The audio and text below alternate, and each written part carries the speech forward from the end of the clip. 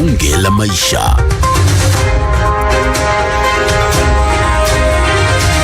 Mahojiano na mazungumzo kuntu. Bila shaka mahojiano na mazungumzo kuntu, na kama tulivyokueleza ama tulivyokuwa tumeanza mazungumzo yetu, tuko naye Ambassador P.R.O Owade EBS, ambaye nimekueleza kwamba he's a senior legal and public policy consultant. Tuko naye ndani ya studio zetu. Karibu tena, by the way. Karibu sana balozi ndani ya studio zetu asubuhi ya leo. Asante sana. Alright, so tulikuwa tunazungumzia mambo ya AUC na umesema kuna mengi ambayo lazima yataangaziwa, ikiwemo mambo ya kimaeneo, mambo ya religion na nini tena? Na lugha. Lakini walipokuwa nazungumzia kuhusiana na lugha, walisema kwa wale ambao ni francophone countries wana endorse candidature ya baba, right? Yes, balozi. That has come out publicly. Yeah, you know, because I'm saying that because quite often language becomes a factor. Those who are francophone speaking, and anglophone speaking, yes, and lusophones. But I think the good thing is that the campaign is on. Okay. And it's really strong and focused. Yeah, so I think for the first time, maybe we should be able to break those barriers. Okay. Because the seat is for the Eastern Africa region. So I think it should be clear that the Eastern African region will support Baba. Yeah, but you know, now they have gone out to campaign in the rest of Africa.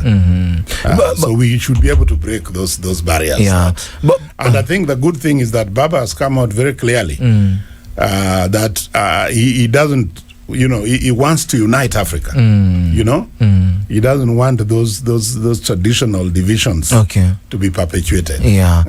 Balozi, you've been an ambassador for how many years? Well, I was a diplomat for 29 years. 29 years? 29 years. Wow. I started as at a junior level, as a legal officer in the Ministry of Foreign Affairs. I rose through the ranks to become, at one time, Director for Political Affairs in the Foreign Ministry. Then later on, I was Deputy Permanent Rep to the UN, our mission to the UN in New York. Nice. And I crowned it up as ambassador to the UN in Geneva for 7 years. Wow. For 7 years, up to 2010 I came back to the country. Then I worked briefly in the Ministry of Local Government and then in the Ministry of Devolution and Planning. So I've been around. Yeah. Sisi tunasikiaga tu mambo ya diplomat. Kazi ya diplomat ni nini haswa, ambassador? Kazi ya diplomat ni basically to represent the country, your country in a foreign country. Okay. You are the envoy, you are the representative. And of course that is a general word, but if you decode it, there are many things that go with it. It's representation, is defending your national interests, members of reporting what is going on in your place of accreditation, and so on. So basically you are a representative of your head of state and your government in a foreign country. Okay. Yeah. So kile ambacho unafanya huko ni kuwakilisha Kenya. In terms of masuala ya kibiashara, in terms of kuuza Kenya vile ambavyo inatakana kuuzwa katika mataifa ya kigeni. Basically ukiangalia where we are right now, balozi, in terms of our international reputation as a diplomat, a career diplomat actually, how are we doing as a country?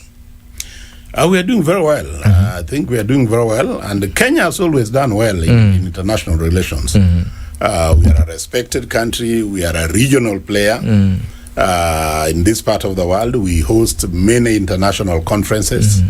You know, we host even the UN offices in Geneva, the only UN headquarters outside the developed world. Wow. Because otherwise you only have New York, Geneva, Vienna. The only one outside that is in Nairobi. And it's out of respect for Kenya that we have that privilege.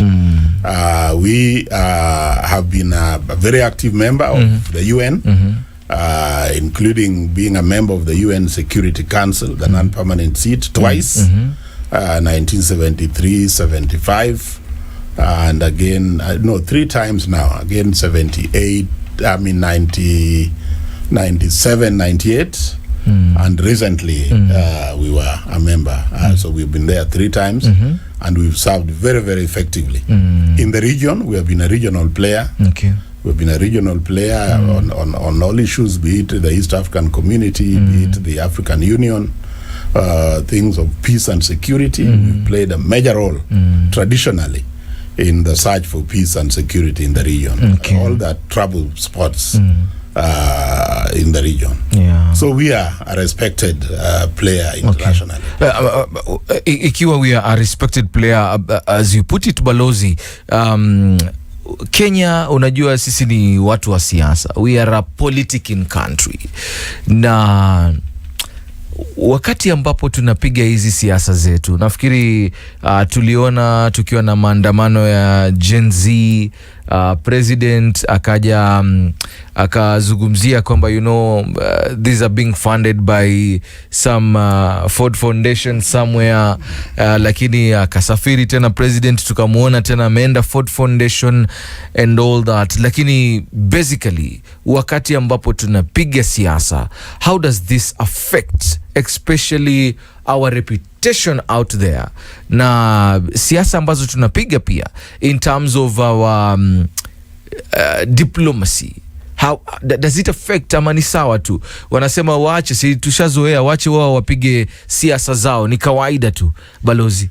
Well, yes, politics is the way you run your country, the way, but I think the important thing, the point you are making, which I want to agree with, yes, is that national, domestic issues influence your national position. But the main thing that I can say is that Kenya is a democracy, particularly following the promulgation of the 2010 Constitution. That I think in Africa there is no, it's one of the best, one of the best constitutions around. And so, but in that constitution, you are allowed to disagree, you are allowed to demonstrate, to picket, to do all those kinds of things. Of course, there are times that, and I think we Kenyans have already acknowledged that there are some times that the way the police handle, for instance, demonstrations, particularly during Gen Zs, we may not have been consistent with the proper international standards or international law. So that, but I don't think it has come to an extent that it affects our image outside there. Haijafikia hapo bado. Haijafikia hapo. All right. The image remains intact. Yeah. Okay. Donald Trump alishinda uchaguzi juzi tu. Yes. What does it mean for Kenya? Na wakati Donald Trump aliposhinda, Balozi Meg Whitman akaresign. What was all that, Balozi? No. The resignation of the U.S. ambassador, I think, was not unusual. I think it was blown out of context. Okay. It is standard practice in the U.S. that what you call political appointees, they are career ambassadors. Yes. Career ambassadors. Yeah. They are political appointees. Yours was a political one too. No, I was career. Yours was a career. I was career. It wasn't politics. It wasn't political. Okay. But if you have, but he came, for instance, from the industry. Yeah. She's a major player in the industry. She has headed many big corporations in the U.S.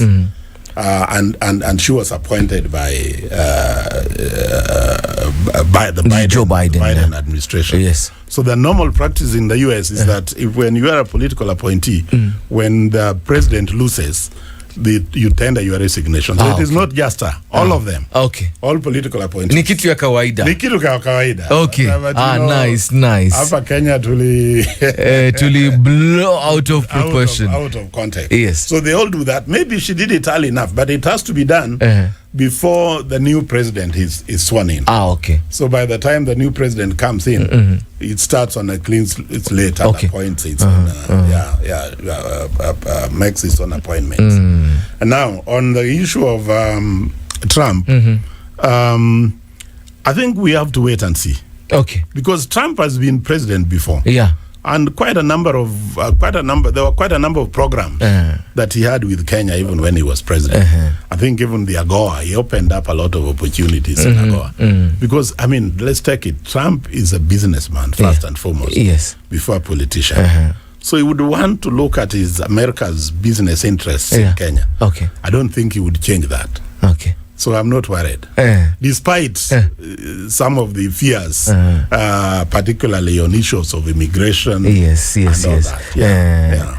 Na hapo kwa immigration, and I think alizungumza tu wazi ya kwamba when I become the president, you know, immigrants, you need to get out of America. Balozi. It's not immigrants. It's not immigrants. Okay. Illegal. It is illegal immigrants. Illegal immigrants. Don't have papers. And there are many of such people in the US. And you know, you can't blame him because there has to be order. You know, even in Kenya, when you are here, we want, do you have papers? You can't just come. If you came on a 1-month visa and you overstay your visa, you become an illegal immigrant. Very true. So, well, I know we are many Kenyans in the US who are not, who do not have papers. Yes. So they're in the category of illegal immigrants. That is why we have to be worried. Because some of them have been there for a long time. But we are hoping that it will be done in an orderly, manner. Balozi, they have called the president that is a traveling president, you know. Every time our president akona jet lag every other time, Balozi. Is it good for the country? Well, I know he has traveled more than any other president that we've had before. There are advantages and disadvantages. Okay. But I think by and large it's good for the country. It's good for the country. We see a lot of tangible benefits that he has brought. But I think maybe what Kenyans are saying, because they are comparing with previous presidents, that maybe could tone this down, delegate some of them to maybe the deputy, to other ministers, to the foreign minister, so that he doesn't, he's not, because he's been out almost every month, and Kenyans are not used to that. I think that's why Kenyans wanasema sasa hii imekuwa too much. Okay. But to answer your question, it is good for the country. It is good for the country. The president is the first diplomat okay. of a country. Very true. And he opens a lot of, when he travels, particularly in areas of investments and all that, he travels with the business community. He has opened a lot of opportunities in terms of employment and employment opportunities for Kenyans abroad. So I think he's doing well. But Kenyans are saying, no, Mr. President, you need to tone it down, reduce it a bit. He needs to tone it down. And I think he has reduced. He has. Since June, since the Gen Z it's not as much. Amepunguza kidogo. The frequency has gone down. Ameenda chini kidogo. Speaking about the president, Balozi, na msikilizaji, kama ndo mwanzo najiunga nasi, ni kukumbushe tu ya kwamba ndani ya studio zetu asubuhi ya leo tuko naye Balozi P.R.O Owade, EBS, Senior Legal and Public Policy Consultant, a career diplomat for 29 years. anajua haya maswala ya kudeal na mambo ya nchi za kigeni. Speaking about nchi za kigeni, balozi, ni juzi tu tumeamka and the US had raised the red flag about Adani. Na the president akasema ya kwamba the guy we were supposed to give him contract ya kuja kufanya upgrade ya JKIA, US raised the red flag about Adani. Na the president akaita press conference na akasema ya kwamba you know what, we are cancelling the deal with Adani. Did we have to wait for the US kuingilia kati? And how does this paint us as a country huko nje, balozi? Well, first it wasn't a press conference. It was at the address. The national address. National address. Yeah. To the, okay. The national address. Yes. To Parliament. Yeah. And it came as a surprise to many Kenyans and to many people, because just even the same day, that morning, I think the minister for the minister in charge of power, what do you call it? Energy. Yeah. Energy. Had said that the contracts, for instance, with on Ketraco would go on because there was no problem with it. And then the president suddenly surprised everybody to say, and I think in his statement he said part of the reason he gave was that it was also due to the information or advice he had received from, including from foreign countries.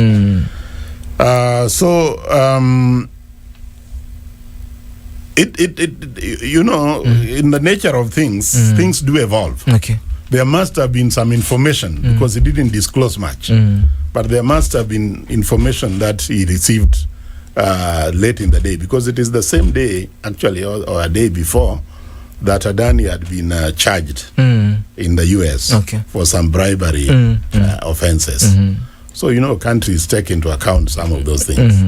And I'm glad he was able to reverse it. And I think Kenyans generally applauded that that move. Yeah. I don't know to what extent it may affect the contracts that had already been signed. Because if you have signed a contract and then you cancel, there of course breach obligations that you may have to honor. Okay. Yeah. All right. Now in terms of our image out there, this is a person ambaye amekuwa charged in US soil. Sisi we have given him several contracts. Yeah, but I was reading about him on I think yesterday's paper. There was a big today's on Monday. Yes, Sunday paper yesterday. There was a long article about him, and he seems to be a man with tremendous influence, not just here, but globally, particularly in India. And I think he's also close to the Prime Minister of India, Narendra Modi. And he has done a lot of. I'm told he's even in the stock exchange in India. He has a lot of stocks there. So he's a man of tremendous influence internationally. He's not a briefcase investor. Okay. Yeah. All right. So he's not a briefcase investor. I think summarize everything. We sent our police officers, balozi, to Haiti.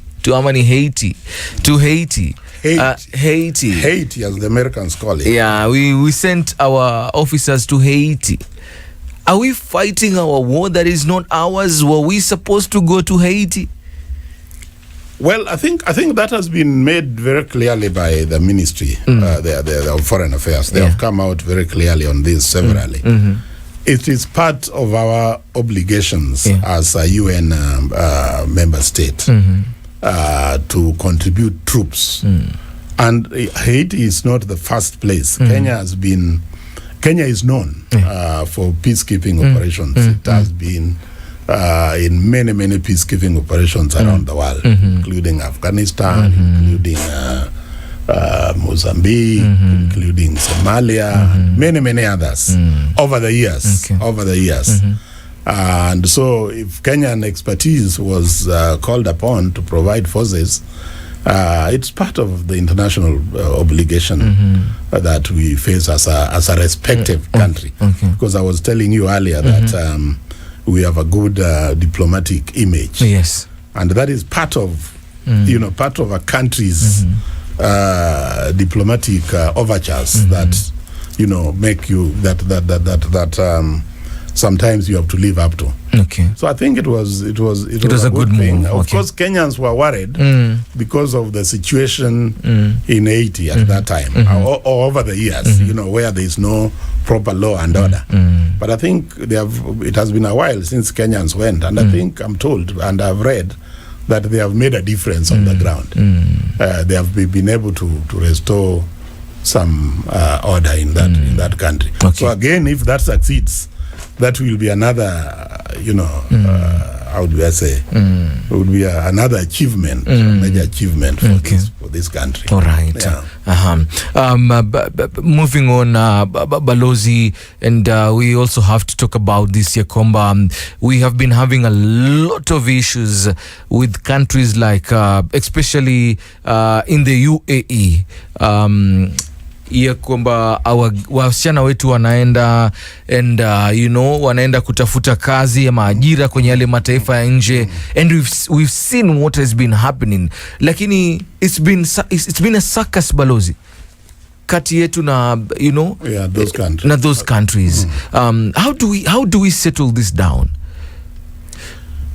The way to settle it is to make sure that anybody going for employment, especially Saudi Arabia, particularly Saudi Arabia, yes, and a number of Saudi Arabia, I think, is more pronounced, but there are a number of countries in that region, all right, where I think there has been a problem. I think we need proper agreements with that country.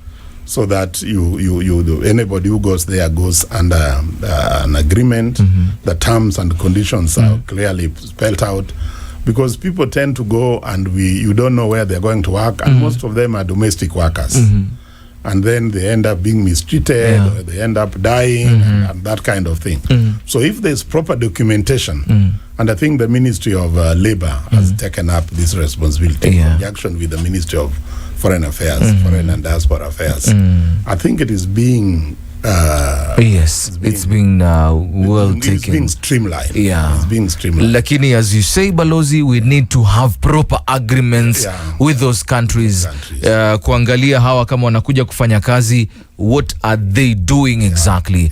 Balozi, you are hands-on in terms of diplomacy. If they give you an opportunity to serve again, will you be serving, Balozi? Well, serving one's country is always an honor and a pleasure. If you are given an opportunity and you still feel strong and energetic, why not? Why not? Which is your favorite country to serve, Balozi? Well, no, you wouldn't. Just say it, Balozi. You wouldn't say that publicly.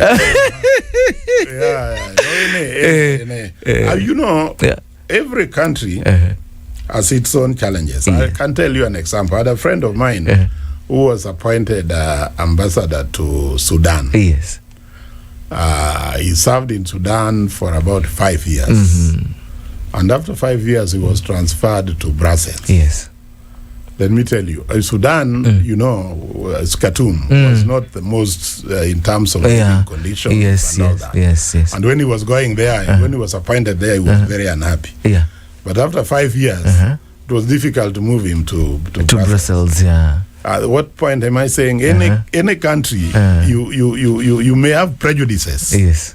But once you settle in a place, human beings are very adaptive. We adapt to situations. You're very true. Very true. Make friends, you have your daily whatever.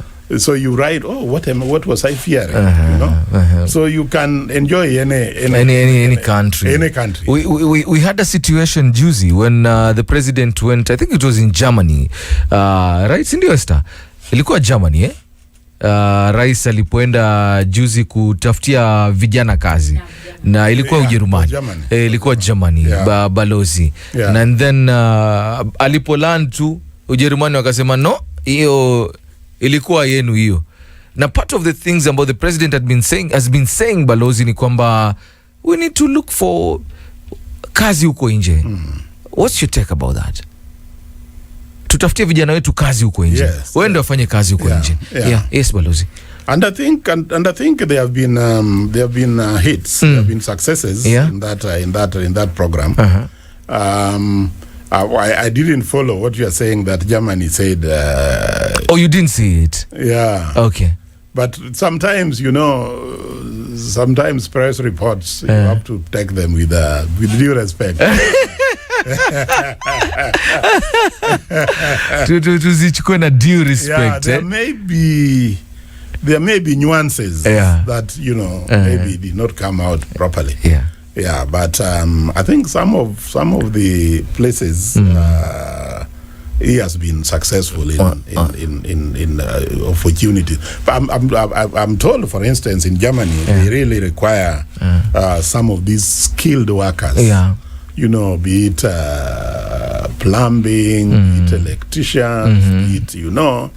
But I think for the president, his is just to open the opportunity. Maybe you do a broad MOU with the government. Then the nitty-gritty will now be done, you know, as things go by. Through the technical ministry. Yes, balozi Esther alikuwa amesema yeye akipata opportunity pia anataka kwenda kufanya kazi huko nje. Yes.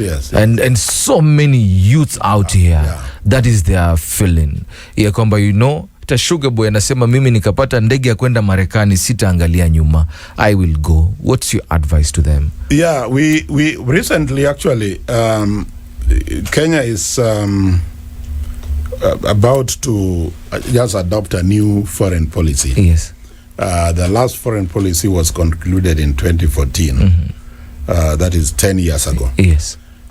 So there have been consultations with various stakeholders on Kenya's foreign policy. About a week ago, there was a big consultative meeting, stakeholder consultative meeting at the KICC, where a lot of youth were involved. The students, were involved, and they expressed these desires. Yes.